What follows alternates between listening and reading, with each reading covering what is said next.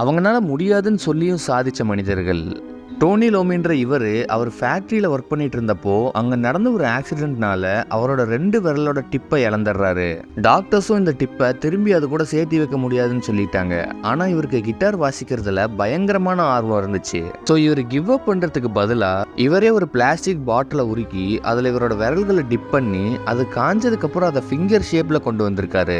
ஆரம்பத்தில் அவரோட ஃபிங்கர் ஸ்ட்ரிங்ஸ்லேருந்து வலிக்கிட்டு போயிருந்தாலும் லெதர் ஆட் பண்ணுறது, ஸ்ட்ரிங்ஸை மாற்றுறதுன்னு அடுத்தடுத்து வர ப்ராப்ளம்ஸ் சால்வ் பண்ணி வித்தின் இயர்ஸ்ல ஒரு மிகப்பெரிய கிட்டார் பிளேயர் ஆகிட்டாரு. ஹிஸ்டரியில் இருக்க ஒன் ஆஃப் த கிரேட்டஸ்ட் கம்போசர்ஸ்ல பெத்தோவன்ன்ற இவரும் ஒருத்தர். ஆனா இவருக்கு காது கேட்காது. அப்புறம் எப்படி இவர் மியூசிக் போட்டாருன்னு கேட்டீங்கன்னா, இவரோட பியானோல ஒரு ராடை செட் பண்ணி அதை இவரோட ஜால கடிச்சுக்கிட்டு கீஸ் பிரஸ் பண்றப்போ வர வைப்ரேஷன்ஸை இயர் ட்ரம் ஸ்கிப் பண்ணி டைரக்டா இவரோட ஸ்கல்லுக்கு போற மாதிரியான ஒரு டெக்னிக்கை பயன்படுத்தினாரு.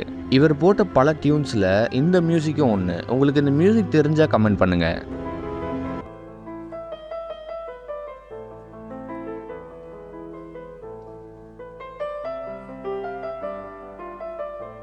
ஃப்ரிடோ காலோன்ற பஸ்ல போயிட்டு இருந்தப்போ ஏற்பட்ட விபத்துனால இவங்களோட ஸ்பைன் செம்மையா டேமேஜ் ஆகிருது. பெட்டை விட்டு எழுந்திருக்கவே முடியாத மாதிரி ஆகிருச்சு.